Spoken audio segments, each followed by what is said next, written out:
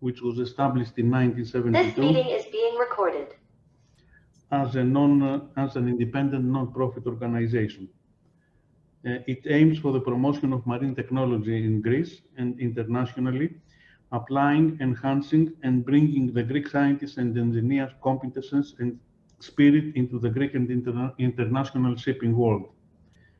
Being a successful model of a non-profit institution with multifaceted scientific activity, the Hellenic Institute of Marine Technology focuses on leveraging technological and innovative edges through expert opinions and scientific information exchange, as well as elevating the scientific and professional knowledge standards of its members in Greece and worldwide.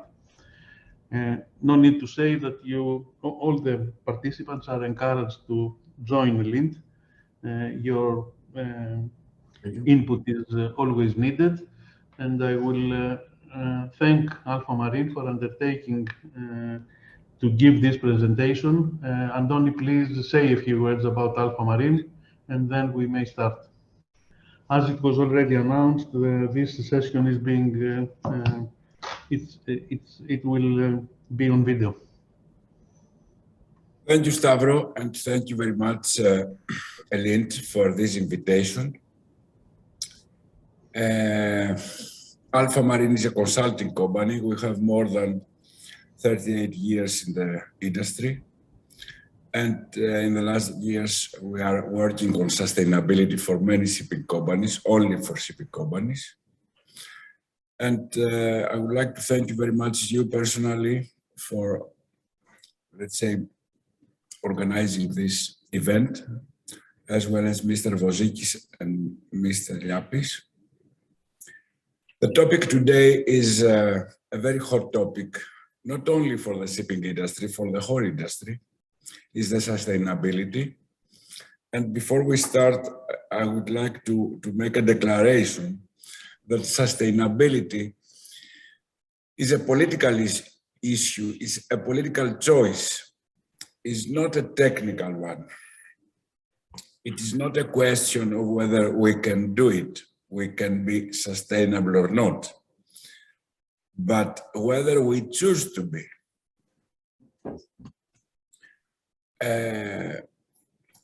So let's start. I am Αντώνης Ιορδανίδης. I'm the general manager of Alpha Marine Consulting. I'm a naval architect and marine engineer, and I'm supposed to be an expert in systems, management systems, HSQ management systems, DMSA, dry BMS for the bulkers, and all, let's say, shipping-related ISO and EN standards. At the same time, I'm an advisor, an HSQ advisor to various companies worldwide, not only Greece, but worldwide. Together with us, we have Lάμπρος Διγώνης. Λάμπρο, please introduce yourself. Thank you, Αντώνη. We would like, from my side, to thank you also, the E.Ν.Τ, for this invitation. It's a very good subject and a very opportune moment to discuss about it. It's proper to say a few words about us. For me, I'm also a Naval Architect Marine Engineer from National Technical University of Athens, with a broad business education. I have over 35 years of multidisciplinary hands-on experience in top management positions with exposure in broad spectrum of activities. It's information technology, marine engineering, management consulting. And now, closing the circle, I'm focusing in management consulting the shipping business through an extensive portfolio with Alpha Marine. Let's see what we'll be talking today. It is the aim of our discussion today is to offer a thorough review of ESG and sustainability, the regulatory environment at global and European level, the requirements that need to be met by shipping companies, and how a company's relevant ESG strategy and performance can be best reported and communicated. We'll additionally see that there is now a strong correlation between sustainability and financial performance in companies which the CFOs and top management have started already to see. Labro, yes. Allow me to intervene for a moment. Questions as the presentation goes on can be recorded in the chat room, so the presenters can have a look and reply towards the end of the session. Good. At the end of the session, we'll discuss all those. First, let's start with seeing what's the status at the moment regarding the climate change and decarbonization approach globally, and in shipping in particular. The environmental, social, and governance, ESG as we call it, and sustainability issues have been gaining growing prominence in the political agenda of the European Union and most of the world. And this has been reflected in the strategic aims and the regulatory initiatives of recent years. With this evolving regulatory framework, all corporations need to adapt and comply accordingly. They need to comprehend global developments, report and communicate their ESG corporate policies to their stakeholders, and secure that compliance, that it is achieved with the applicable regulations. And of course, shipping is no exception. And if we see in the slide, sustainability is not a new discipline or concept. It has been around for over 2 decades, changing form along the way. Basic sustainability criteria such as human resources and personnel issues, health and safety, compliance, risk management, and so on, have been a concern to businesses for years. But now it has become our only way to survive, because companies can only flourish in a healthy society, not just free of disease, but based on healthy values, structures, processes, and systems in all sectors and at all levels. This is why we're seeing a surge of new regulations, principles, frameworks, and requirements in the last 2 years, flooding us. The pandemic has made it all the more clear that only through collaboration of governments, the private sector, and civil society can we reverse the catastrophe. And only with decisive measures can we stop the destructive pattern. Those who recognize the true value of sustainability as a tool for achieving operational excellence and not just another regulatory compliance burden are the ones who will reap the benefits. And the benefits are many. Even though sustainability is sometimes seen as a cost rather than a value creator, it can drive innovation. It can enhance relations with stakeholders, such as higher client satisfaction and better employee relations. It motivates your personnel to know that they are actively being involved in a higher purpose, more than their employer's profitability.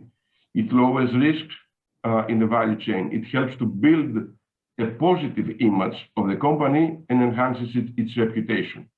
It provides access to funding, investors, financiers who consider ESG criteria and ratings. Overall, the cost of a company's participation in ESG actions is certainly less than the benefits that can arise. At the UN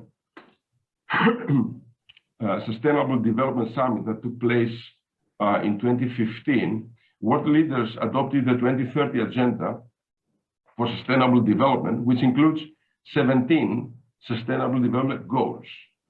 To, among others, end poverty, fight inequality and injustice, and tackle climate change by 2030. There are 169 sub-targets which form the global indicator framework. If we stand a chance of these goals being met in less than 10 years, governments, corporations, and civil society need to work collectively and intensely. It's not enough for companies to just be aware of this and express a commitment to sustainability in speeches, mission statements, and posters. It needs to be done with real actions, whose results can be measured and recorded. Those circled SDGs, Sustainable Development Goals, are some of the most relevant SDGs to the maritime sector, not excluding the rest, of course, in any way, but these are the most prominent. So let's talk about the principles of sustainability. In shipping, and not only in shipping, sustainability is an approach to create long-term value, taking into consideration all the three key pillars. And these pillars are the environmental issues, which means to be ecologically responsible. The social issues, a very important issue, which is an issue that will be analyzed further soon. And social means respecting the people, respecting the human labor, the humans, the human element, respecting our people. And finally, the governance, which means the economic, which is in fact the profit of economic value and prosperity. In this context, we believe that sustainability is directly linked to companies, to every shipping company longevity.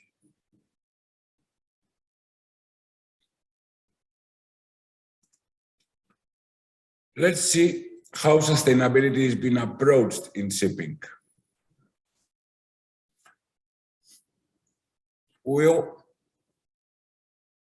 All of us, we know that shipping industry is facing a huge challenge today. It needs to meet the demand of a growing population with more ships, more travel, more cargoes to be transferred. But at the same time, shipping needs to move away from fossil fuels as the dominant energy source. And concurrently, it must do so amid regulatory, financial, and technical uncertainty. Please remember the following. Historically, in order to improve our industry safety performance, we had to create the relevant regulatory framework. With the introduction of the ISM code, the safety statistics of the industry improved significantly. Now, what we need is to do the same with decarbonization, which is the most prominent ESG parameter, and in fact, the driver of all the upcoming changes. But is a sustainable zero carbon shipping possible? Maybe Stavros can explain more on this, but for sure, we don't know yet. It is certain that our industry is still way behind this point. Generally, as a shipping company, we need to create a new strategy. That's our next step, an ESG strategy. Let's see how we can do this. First of all, let's start by understanding the dimensions of sustainability. Environment is the E component of it. Some of the issues we'll look at in this context on energy management, water, marine pollution, waste management. The MRV, the DCS, the EXI, and CII requirements are the first step in a broader process of collecting and analyzing emissions data from shipping. And you see here that all these ecological impacts and management of various issues is prominently showing. Regarding social capital, ESG urges companies to create principles, not only for their people, employees and crews, but also for their partners and suppliers. It's extremely important for organizations, especially those with large supply chains, such as in the container industry, to align its culture and values with external partners and suppliers. Even the ports at which the its ships call. We can do this by establishing a dialogue with them to understand their position on important issues such as sustainability and their position on ours. On human resources, on the other hand, both social capital and human resources comprise the S element.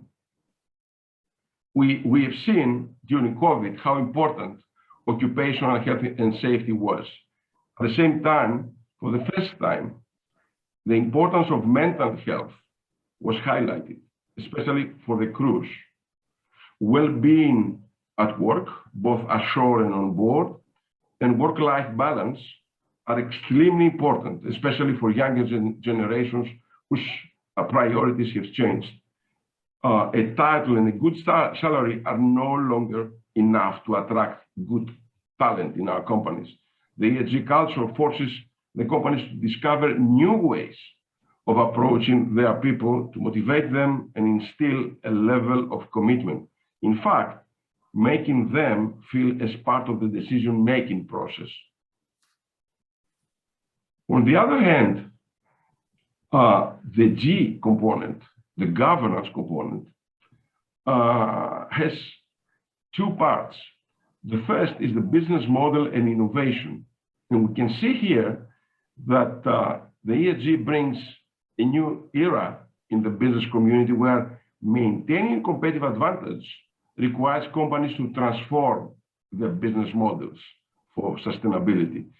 The more advanced of these companies expand their business canvas by mapping the wider ecosystem of stakeholders in the society. They extrapolate trends and make materiality scenarios. They explore business scalability, how easily their business can be scaled up, and they identify areas of innovation opportunity, or as we can call it, strategic intervention points, where they can intervene in order to get better than the competition. On the leadership and governance, on the other hand, it has proven that good governance, corporate governance, is essentially about improving transparency and accountability in existing systems. And obviously, the company's risk management strategy, not just financial risks, but climate risk, health risks, cyber risks, geopolitical risks, social risks. We must measure not only our impact on the environment and society, but also vice versa, what affects us, but also what effects do environmental and social instabilities have on us, and how to prepare for them to have the least possible negative effect. This is basically the concept of dual materiality, these two different perspectives. So understanding the broad dimensions of sustainability, we can go into creating our ESG strategy, which has 5 single and inclusive steps. The first is the situation and stakeholder analysis and the value chain analysis. What we do some preparatory steps. An imperative is the existence of an open corporate culture, and this culture and philosophies should be reflected in the strategy. All business divisions of the company and functional areas are involved in the strategy build-up. Activities and measures should be designed to achieve medium and long-term goals.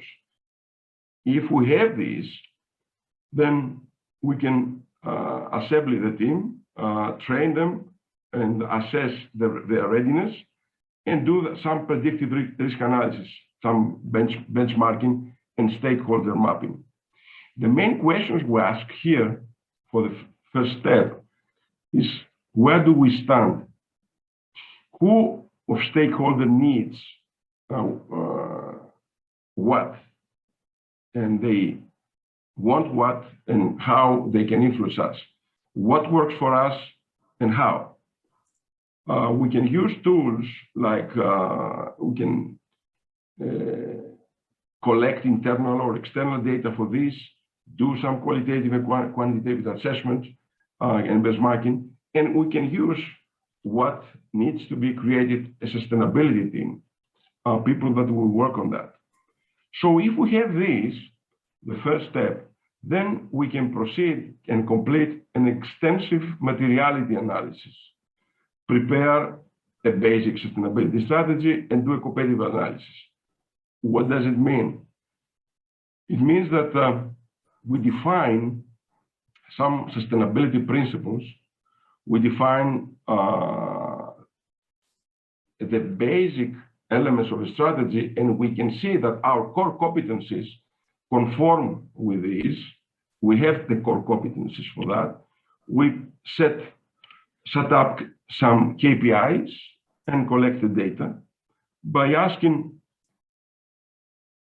what are our core values? Where do we stand in quality and cost and leadership? What are our material issues? What we care most? And how they affect value within our company? How do we respond to the market and the competition?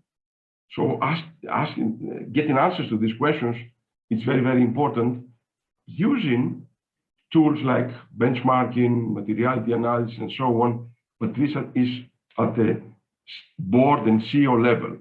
Getting the broad consensus and understanding, then we can go to the implementation of the action plan. So we put activities and steps into practice to achieve measurable and visible results, asking questions like where are our strengths, what activities are being developed in parallel, what do we do? For example, we have ordered new builds with ability to have multiple fuels, this kind of stuff, which collaboration possibilities exist, and using staff like HSQE and technical director or purchasing or operations. After we do this preparatory work and steps, then we go into the actual report, which develop all the elements. We align the strategy, we align the objectives, and we prove continuity, credibility, authenticity, open dialogue, and transparency to the recipients of the report. And after that, after we conclude the report, then we focus on the internal to communicate it internally and externally, and also monitor and controlling its results. What have we said? Was that correct? And then adjust what has been said. So these are the basic strategy steps. The first of those is the materiality strategy, which is the most important preparatory step, and the creation of the materiality matrix. Andoni, would like to comment on this? Yes, exactly this. And this is the first step, as Lambros said, in order to start this process of sustainability. The best way to respond to stakeholder needs is to initiate a dialogue with them. Stakeholders means, for a shipping company, the class, the flag, the charterers, the bank, the financial institutes, the society. Stakeholder engagement is a fundamental accountability mechanism, since it obliges every shipping company to involve stakeholders in identifying, understanding, and responding to sustainability issues and concerns, as well as expressing your sustainability commitment and performance in these areas. Through the engagement of the stakeholders, an organization material issues, which are the critical issues of ESG, the issues that the company is concerned about, are highlighted. The central point of sustainable development is exactly the materiality analysis process that is based on the principle of raising the material issues for its stakeholder group. If we put it simple, this is the point where you have to analyze what matters and to whom. The identification of the material aspects depends on an assessment of the impacts resulting from all companies' activities. So, as Andoni said, in order to develop our ESG strategy, we must first identify who our stakeholders are by executing a stakeholder analysis. As you see, the stakeholders are internal and external. Those who connect with the company in legal, financial, and business, regulations, contract or policies like the banks, investors and financiers, insurers, or those who can influence the achievement of the goals of the organization, those who have influence in an unofficial capacity, and those who have official authority to make decisions internally and externally, like the classes, the flags, or even media. Those which the organization relies upon for everyday activities, and those who live close to operation locations. Mostly the internal stakeholders like the employees, the managers, the officers, crews, but also the agents we deal with, or those who depend more on our organization, customers, who rely on our products, services, or which were major customers, for example, the shipyards, or those who represent major institutions with which we interact, like trade unions, local authorities, and civil society, or suppliers, like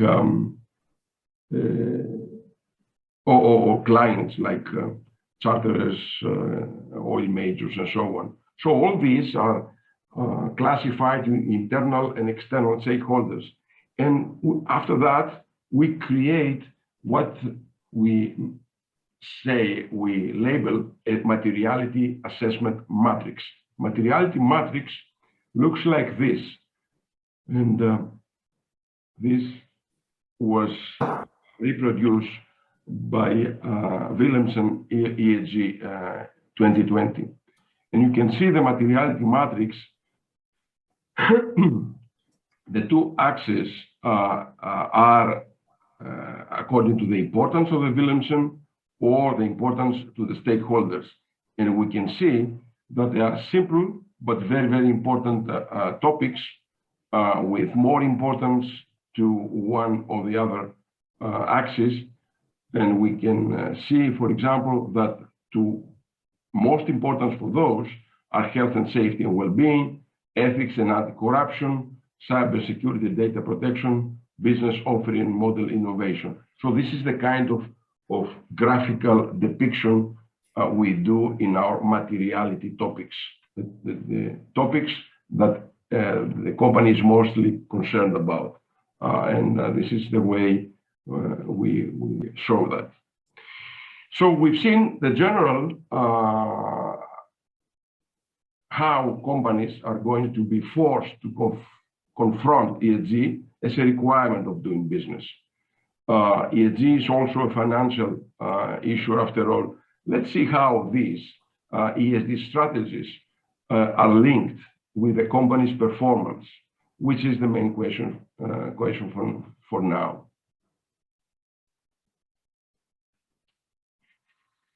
Most recent studies show a correlation between sustainability and financial performance. For many companies, non-financial metrics, because an ESG sustainability report is mainly a non-financial report. It doesn't deal with financial, like P&Ls, balance sheets, and cash flows that need to be reported to various bodies. These are non-financial metrics, such as carbon emissions, but these can reveal millions of dollars in sustainability-related savings and growth.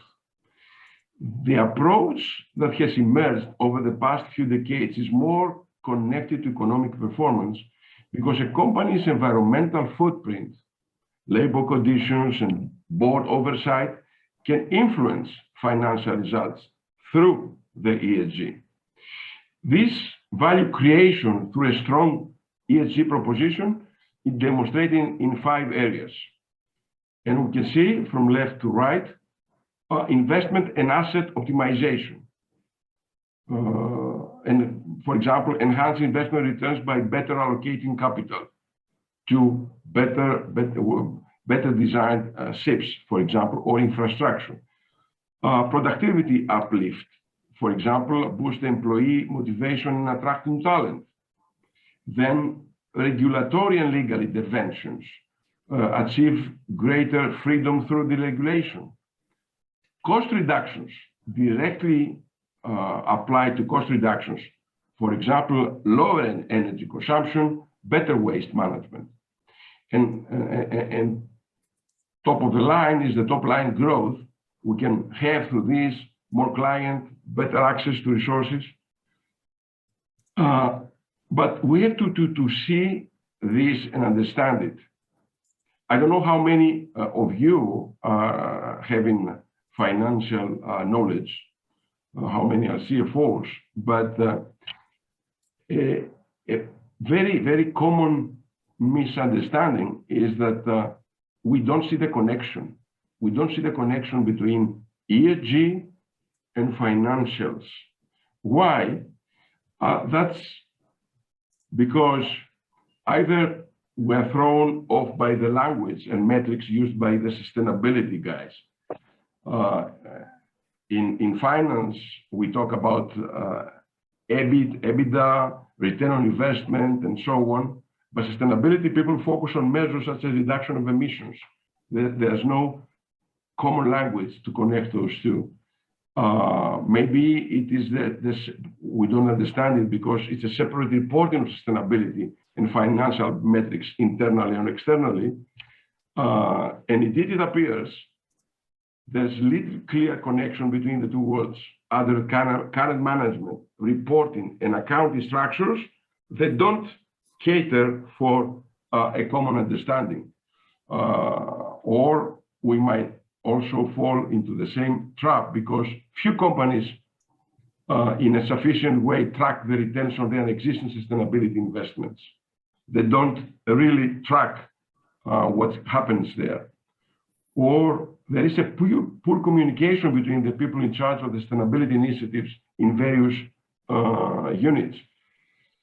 They may have difficulty in measuring intangible benefits or the limited availability of accounting systems designed to capture sustainability performance data.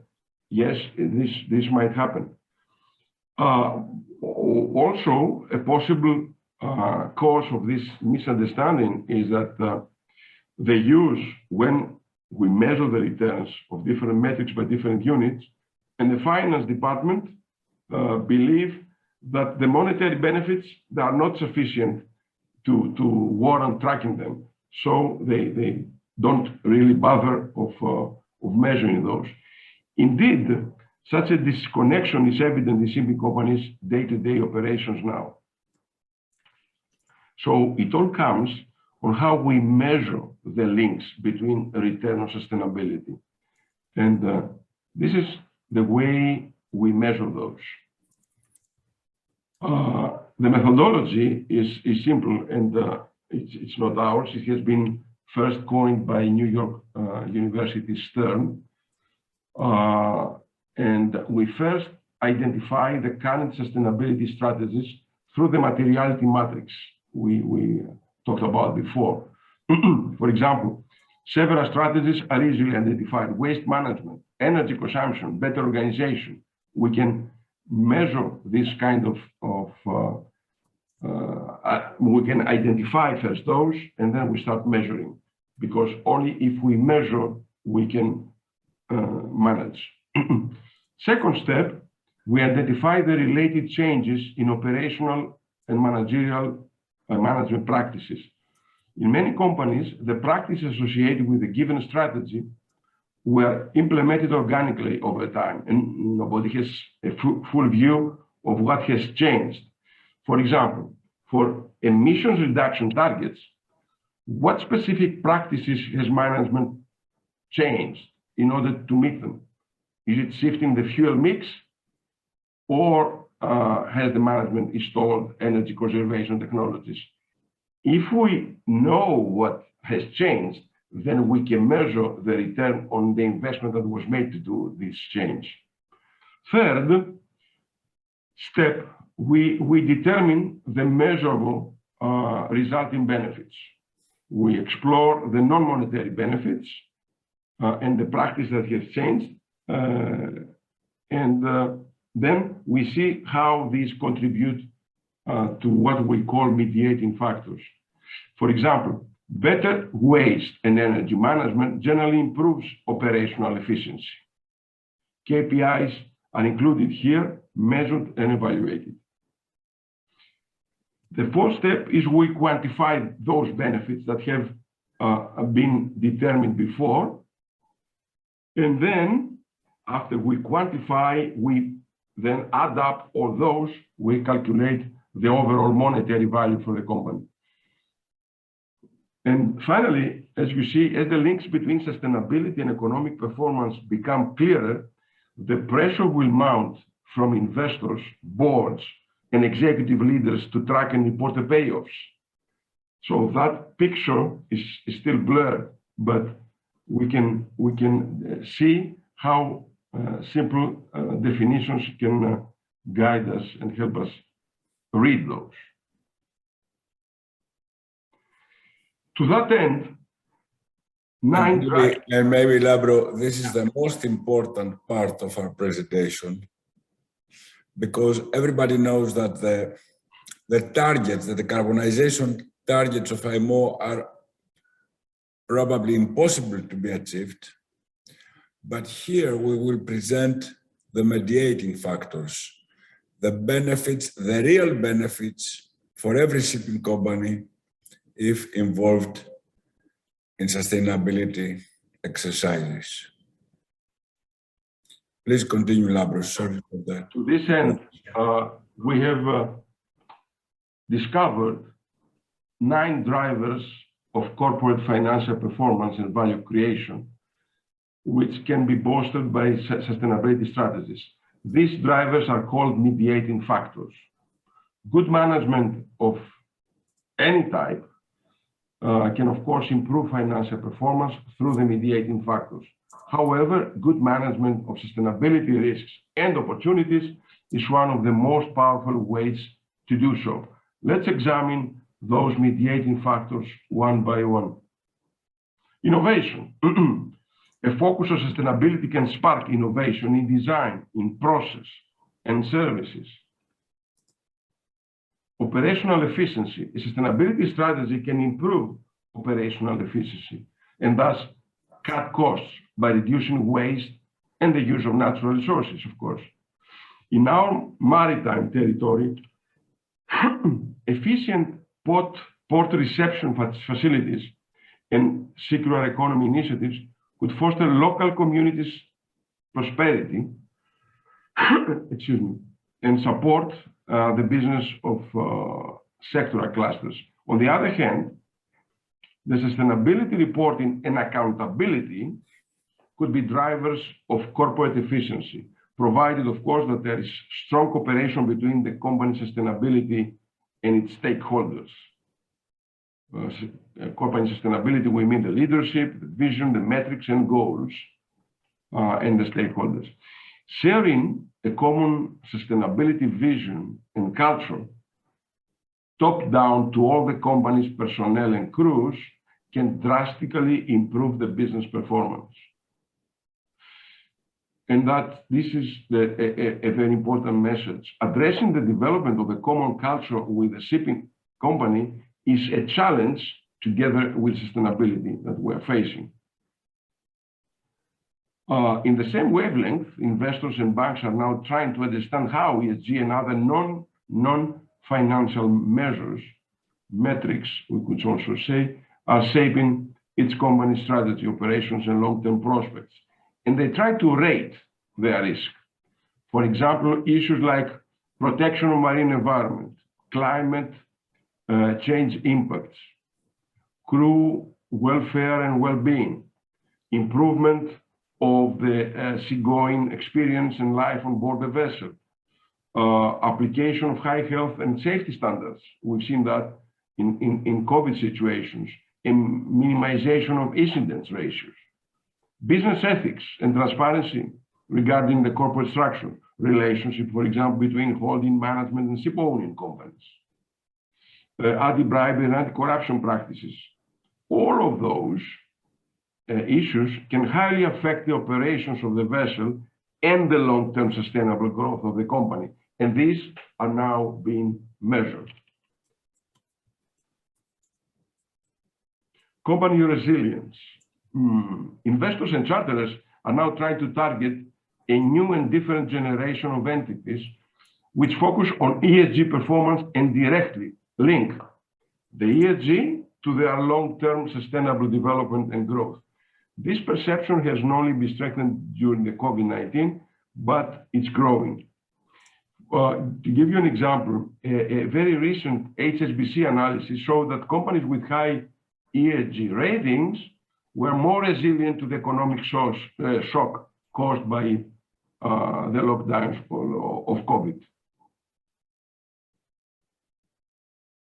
And also they've seen that the global stock markets have experienced a significant downturn during COVID. The stocks of the companies with strong ESG performance outperform the markets. That's very important, especially in some vertical industries like container ships. Customer loyalty and sales and marketing. People are more devoted to purpose-led brands that make a positive contribution to society. Green shipping practices, such as we call it, the handling and distribution of cargoes in an environmentally sustainable way, with a view to reducing waste creation and conserving resources in performing shipping activities. All this title is a very good practice, and these are part of a management perspective to prevent environmental damage. For example, in container shipping business, quite a few recent studies reported two interconnected elements. Of course, in the container business, the most important factor determining the brand equity is cost-related service quality. All right. But it also showed that the sustainable branding of container shipping companies appeals to shippers who are becoming increasingly concerned about sustainability throughout their supply chains, more in Asia Pacific than in Europe, but still they outperform the market. Stakeholder engagement, the other mediating factor. In recent years, the ESG has been a driving factor for many companies and organizations, but research for many bodies has found that while it is often enthusiastically embraced, it's frequently not fully understood. Grand statements do not suffice. One of the major failings in that understanding is that the attitudes in shipping companies see the shareholders of the company as the only stakeholders. They don't care about the others. This is often creating a negative image of the organization among other stakeholders like employees, customers, suppliers, capital providers, governments, and civil society. But sustainable business models depend on the quality of relationships between a company and all, not only one of its stakeholders.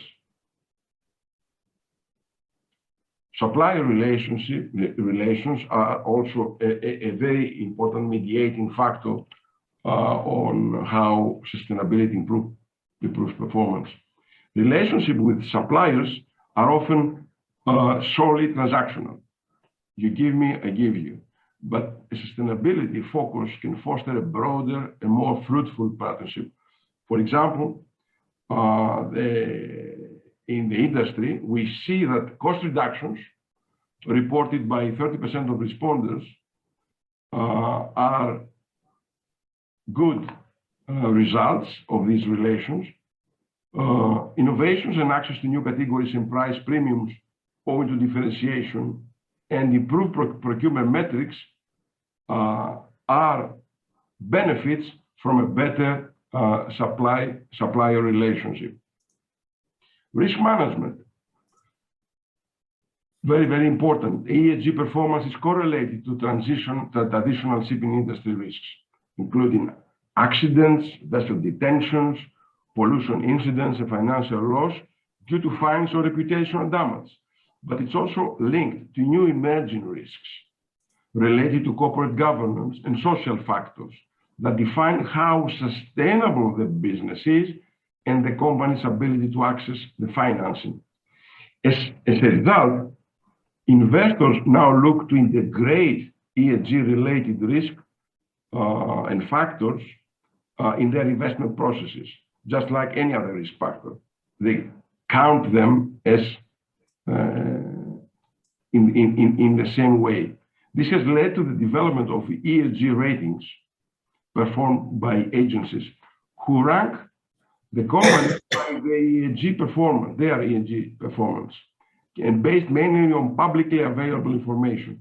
Multiple investor types, like financial institutions, insurance companies, asset managers, funds, or private equities, now have access to this information and to the sustainability report we'll be talking shortly about, and consider these risk ratings in their decision-making process, something very, very important to bear in mind.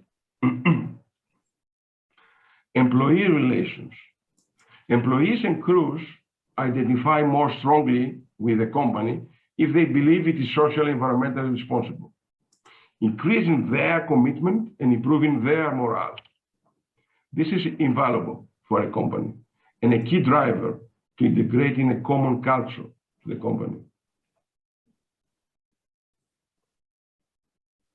We all know that until now, disclosure of ESG performance takes place on a voluntary basis for shipping companies.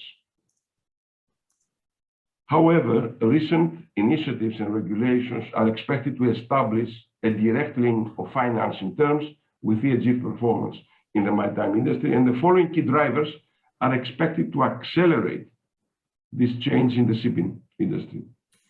The Poseidon principles. We've all heard that the initiative signed by leading banks and shipping finance providers, the Poseidon principles, has introduced a framework for assessing and disclosing the climate alignment of ship finance portfolios. The main purpose is to incentivize international decarbonization of the industry, requiring thus the shipping companies to monitor and report their environmental performance. On the other hand, is the EU Sustainable Finance Regulation. This is part of the EU Green Deal, which aims to achieve climate neutrality by 2050. The regulation requires investors to monitor and report on the ESG performance of their portfolio companies, and they have started doing that gradually. The annual credit rating of financial institutions, and as a result, their ability to raise finance, will be linked to ESG performance of the portfolio companies. Also, other financial instruments have been issued. These products relate to different financial products and integrate the ESG criteria to the business or investment decisions. For example, green finance credit facilities to finance LNG powered vessels, green retrofit programs, and green bonds issued by shipping companies. And we've seen that these mediating factors, if taken each by one, we increase the performance or the potentiality of the performance of the company in many areas.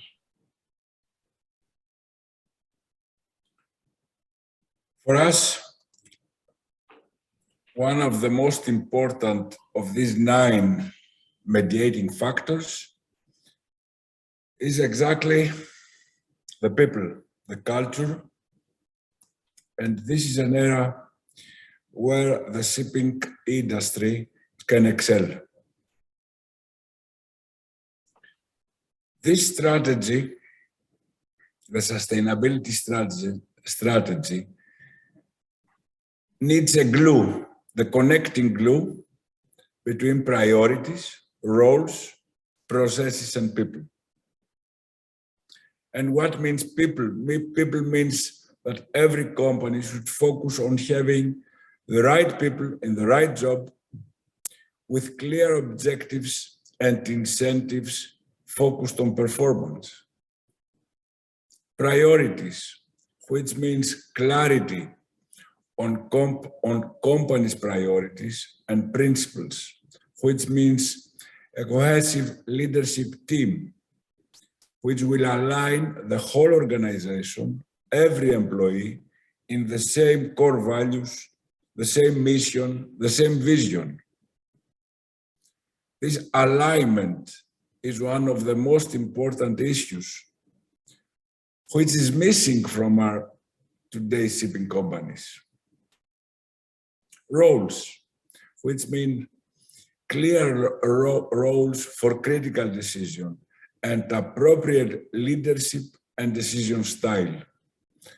And of course, processes, which means effective processes and disciplines, simple, relevant information in the right place at the right time. These issues can create a winning culture, a culture which is the most important aspect for us in the sustainability exercise.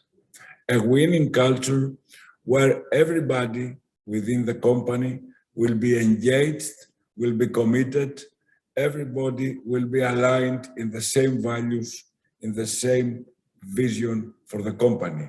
And this is missing. How we can translate it in financial benefits? A more efficient organization means a more profitable organization. Corporate culture is an essential factor in corporate performance because strategy is interlinked with the culture strength. So we believe that short and medium-term goals inspired by culture affect profoundly the organizational achievements. It's time for every company, for every shipping company, to look deeper within its organization. Through surveys, there are various tools in the industry to look deeper.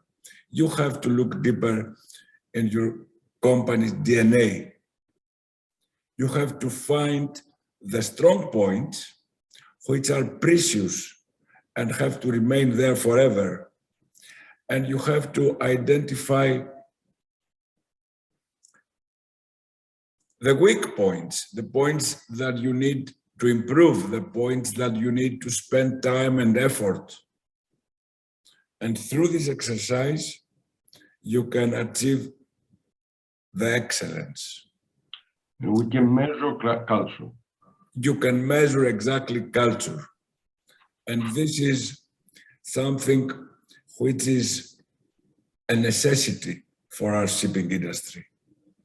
The culture of the shipping companies, the culture of the people ashore and on board. Sustainability is an opportunity, it's not a requirement. If you see sustainability as a legal requirement or a requirement imposed by the banks or whatever, again, we will be reactive, running behind the regulators. If we see sustainability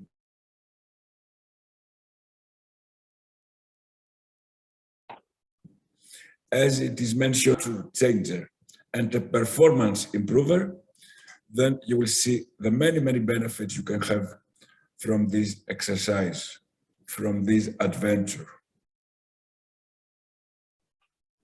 Please continue, Lambros. So far, what we've seen, what is the current status of sustainability in the business world and shipping, how sustainability strategy works, what are its main elements and how we could deploy it, and especially on its preparatory steps, how a stakeholder map and a materiality matrix will set the stage for a successful and targeted strategy.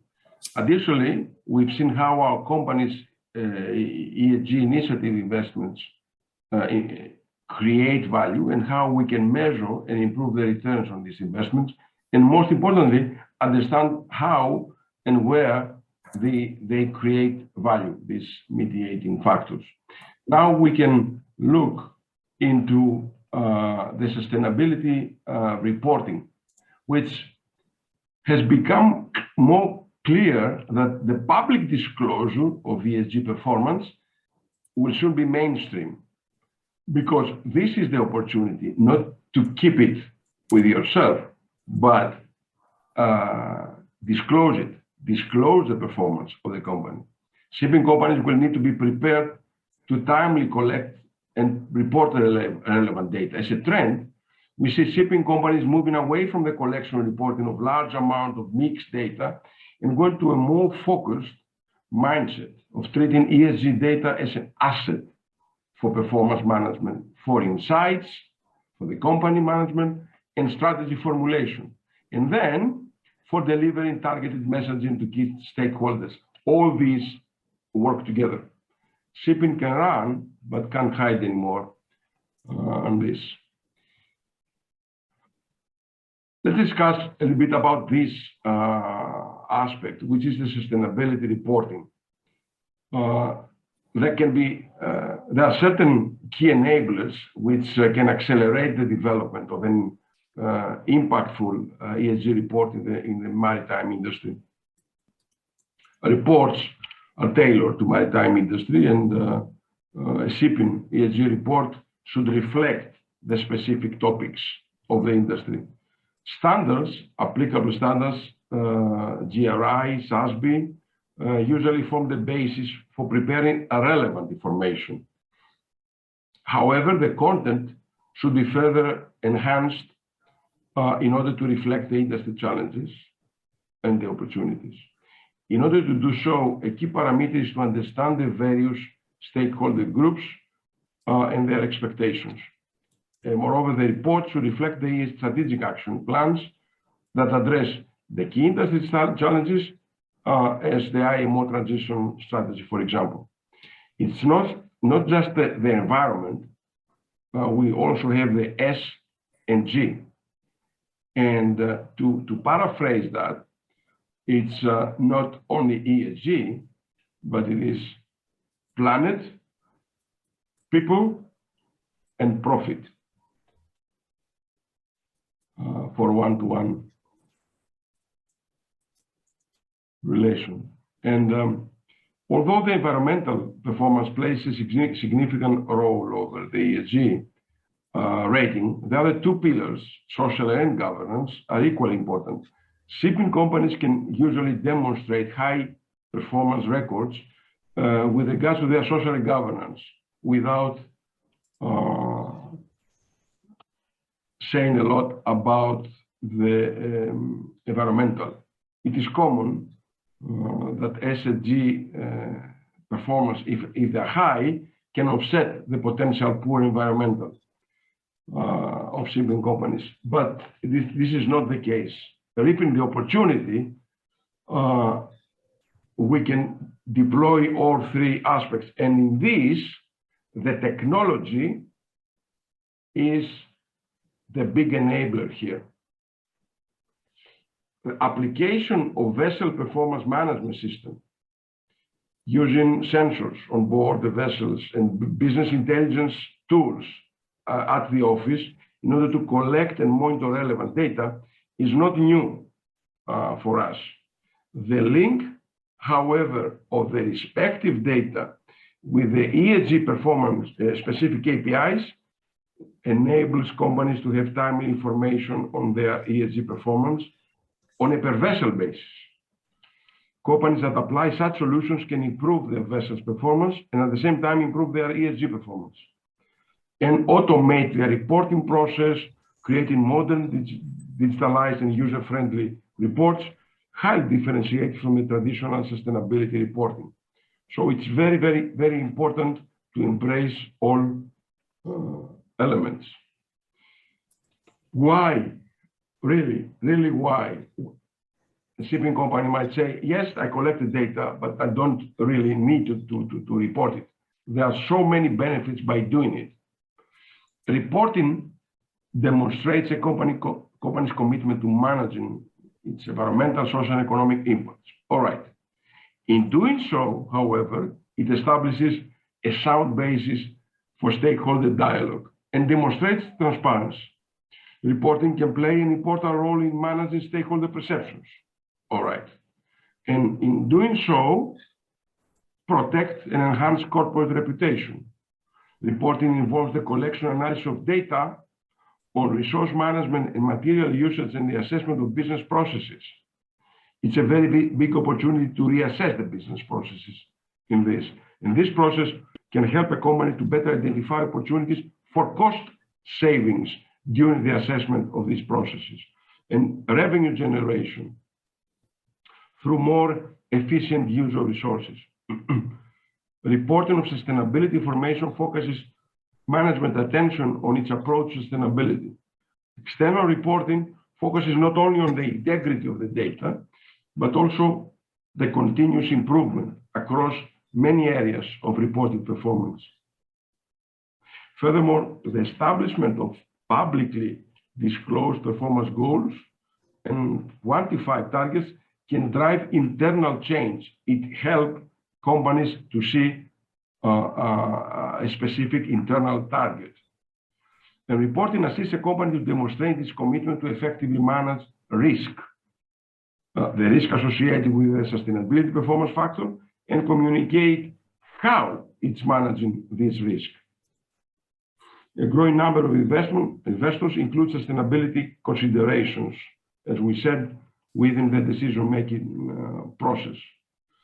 And in response to growing awareness of the importance of sustainability and suitable development issues, and sustainability-related performance tributes are increasingly being used by companies to differentiate their brand name or service. So we've seen this in areas like the container ship business. Reporting has many different reporting standards and frameworks.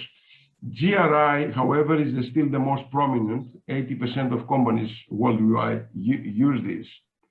In combination with SASB, GRI means General Reporting Initiative, and SASB means Sustainability Accounting Board, to set the sustainability KPIs. The GRI have recently released the updated universal standards, and it means that there is only one type of disclosure, and includes all areas of potential disclosure for the shipping companies, for the reason to make a universal standard show how the data could be made comparable. And let's see on the corporate sustainability report methodology, how we create this kind of report.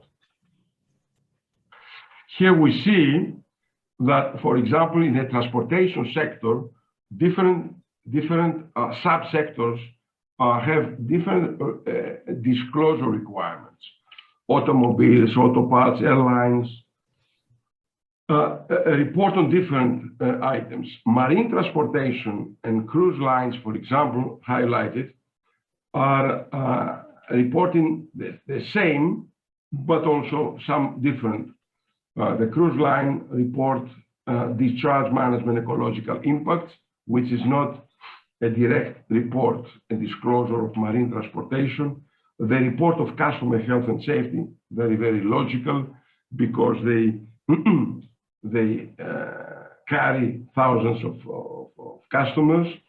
They report labor practices because they have trade unions with them, and accident management, which is more frequent there. And we've seen that reporting, no two industries are identical. To give you this contrast between the marine transportation and cruise lines, you can see that the ecological impacts, the management of waste disposal and wastewater management to marine and ecological impacts to marine life is a KPI reported by the marine transportation business, which is not in cruise line, as we said before. And here is a clear depiction of what we discussed before, how the disclosure topics, the material topics for us, the topics that we have put in our materiality matrix, link to the financial drivers and therefore link to the financial impacts for the company. So you see that business ethics, to take an example, has an impact to market share and long-term growth, and therefore an impact to revenue. So is greenhouse gas emissions, the fuel use, alternative fuels, and so on, affect the financial incentives and demand dynamics, and also the revenue. Employee health and safety, they reflect directly on the operating costs and accident and safety management, also to OPEX. Air quality on the capital expenditure, and therefore directly on CAPEX. So all these are interlinked, and this is how each of the materiality topics affects the bottom line of the company and very key financial aspects.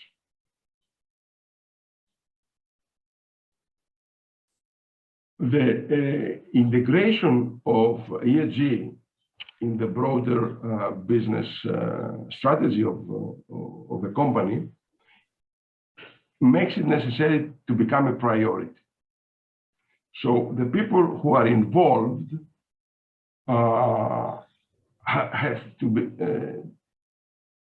be of various areas in the company. To have it a priority, it must start from the top and spread throughout the organization, include a sustainability committee, sustainability team, and this should be set up and not redistribute responsibilities to pre-existing committees.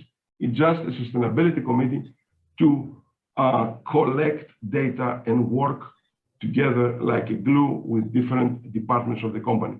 And the first step is to ensure that a guy named sustainability officer exists, or a senior executive in charge of ESG that will undertake and supervise the committee on this.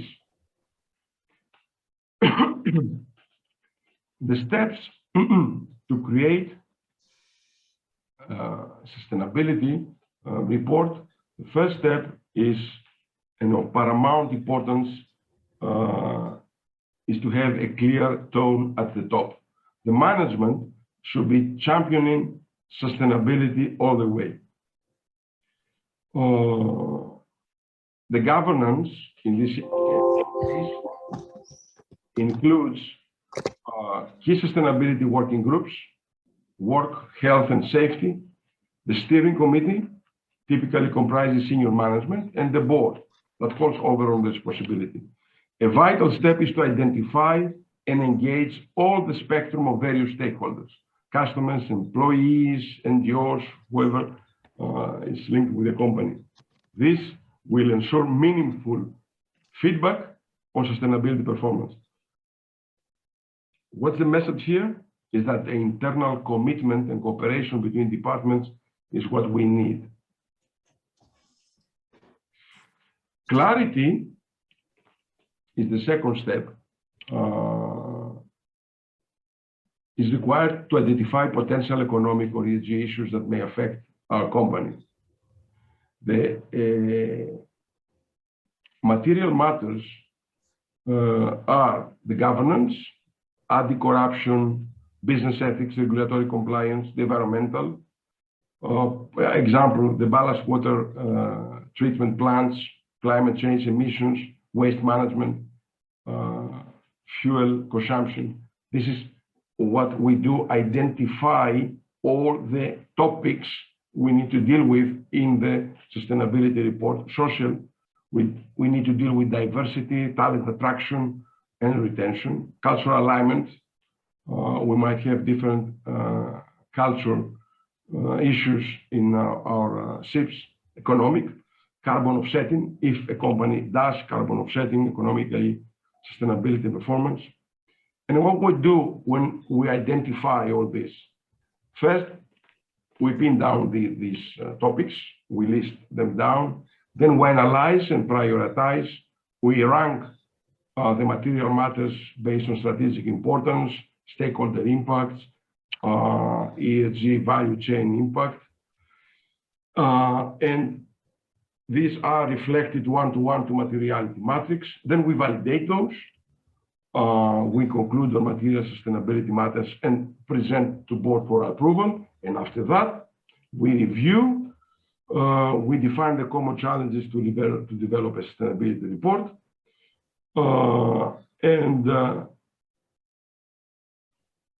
But we need to avoid, like, we need to have clarity. If we don't, then the sustainability report will be problematic. We need to find a way to collect and manage the sustainability data. And that is how we identify the material matters.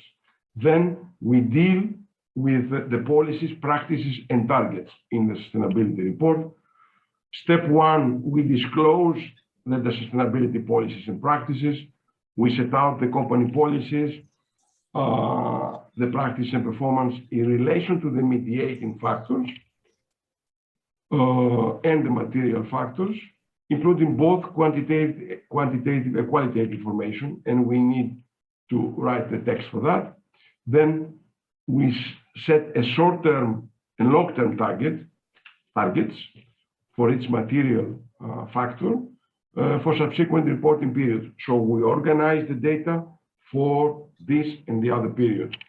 And all what we need to say, clear and measurable targets and KPIs need to be specific. They have to be very, very specific and well-defined, measurable, achievable, relevant to ESG, and time-bound. We cannot say we will do it in 25 years from now. And of course, establish the leader of this effort. And then, after we know what the policies, the practices, and targets are, then we try to apply this to our company. We apply those to governance. For example, in governance, the practices, whistleblowing policy, regular corporate governance briefings, internal compliance framework. We state all those. And we set a target for future reporting, 0 bribery and 0 fraud cases. All right. And we apply also the environmental. The practices that we include topics like full compliance to regulations, internal management systems developed to ensure emissions compliance.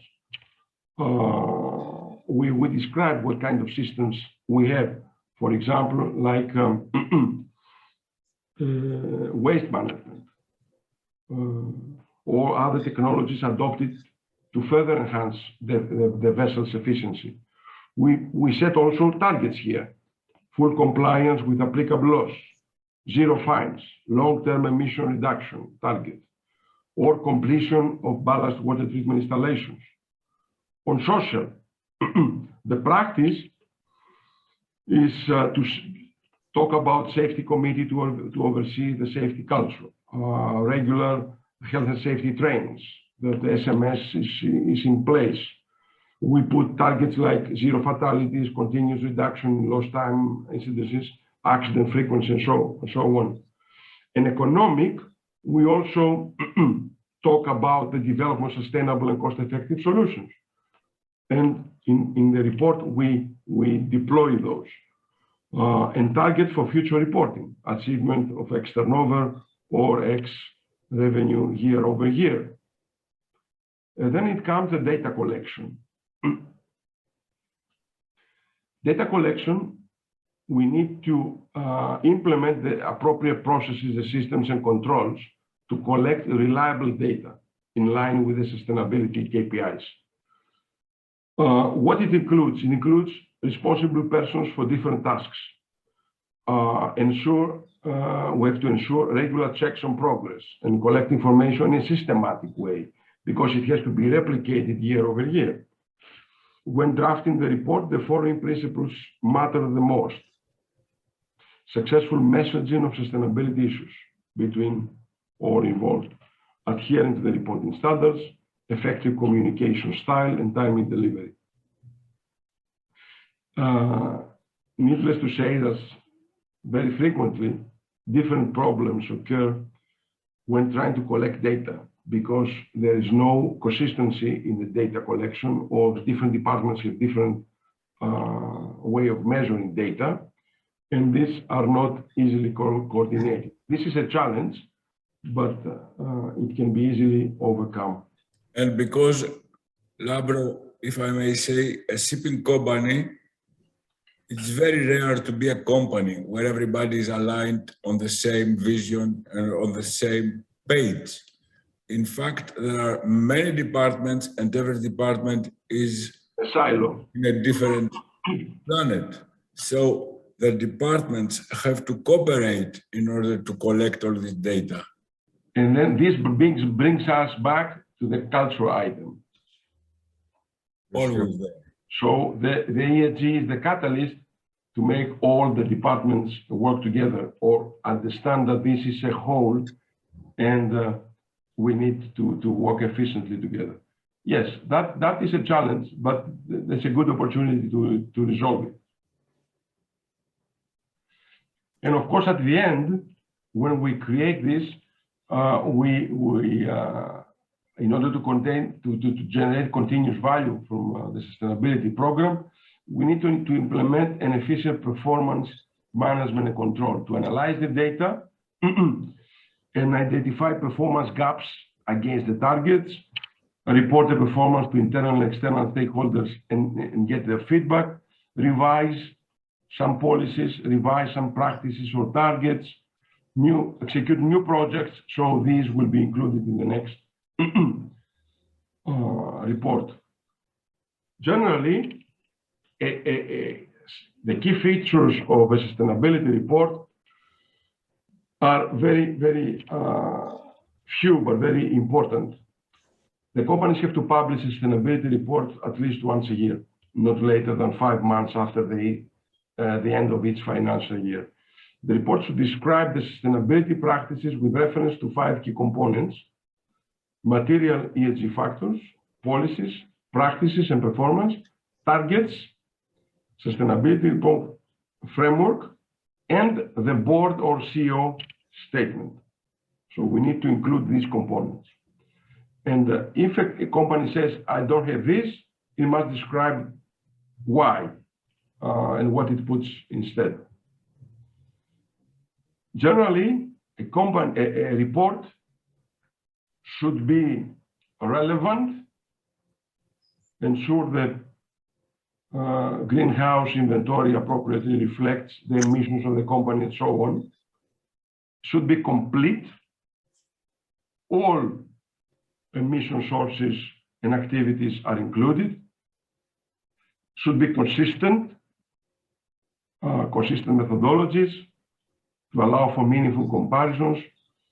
Transparently, we should document any changes of the data, inventory, boundary, methods, and so on. They should be transparent. Transparency increases the perceived value of the company and the brand. It should be accurate.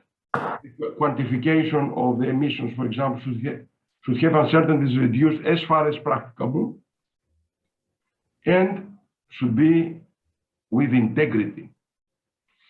Many companies claim climate neutrality, green products in other sectors, or environmentally friendly practices. This says nothing. The statement should be credible enough, or otherwise it could be perceived as greenwashing. That's a good term, greenwashing of what we do. As deceiving, it means, or misleading to stakeholders as to the environmental benefits or attributes of the company business. So we should possess all those elements. Closing, these 5 merits illustrate the powerful management opportunity in sustainability reporting. Sustainability reporting is about process, not just service. It's process for the company. The process of developing sustainability report involves strategic thinking about how sustainability issues affect the company, as well as how a company affects sustainability. This also involves gathering input from internal and external stakeholders. For management, the exercise can generate a stronger organization and insights into strengths, weaknesses, risks, and opportunities within the organization. It's about process, not just service. Also, it's a unique opportunity to spotlight a company's management values, the strategies and acumen. Amid financial reporting structures and media mayhem, it can be difficult for a company to tell its own story. Management can use sustainability reporting to illustrate its strategic approach internally and externally. Reporting is also a platform to showcase long-term thinking of the company and the company culture. Also, the reporting process develops critical linkages across departments, fleets, geographies, and business units. In increasingly complex and siloed shipping companies, the sustainability reporting team might be the only group that engages all aspects of the business. This generates powerful opportunities for internal communication, developing corporate culture, as we were saying before, and sharing best practices between departments. Very, very good opportunity. Another is that sustainability reporting is there for the company. When a company is under pressure, a candid sustainability report can help engage critics in types of crisis, responses to these crises, communicate values. In most steady times, sustainability reporting can proactively engage stakeholders, identify risks and opportunities, and create stakeholder value. Last but not least, sustainability reporting allows for vulnerability, and that's okay. Companies rarely communicate problems, they communicate solutions. Yet, in sustainability reporting, admitting uncertainties and works in progress is okay. Nobody will say, even in an excellent sustainability report, we say it's not okay to say we don't track those data yet, but we're looking into it. Or we're not sure, but we're partnering with NGOs to figure it out. Even without all the answers, there's inherent value in transparency in the reporting process, and that's not to be underestimated.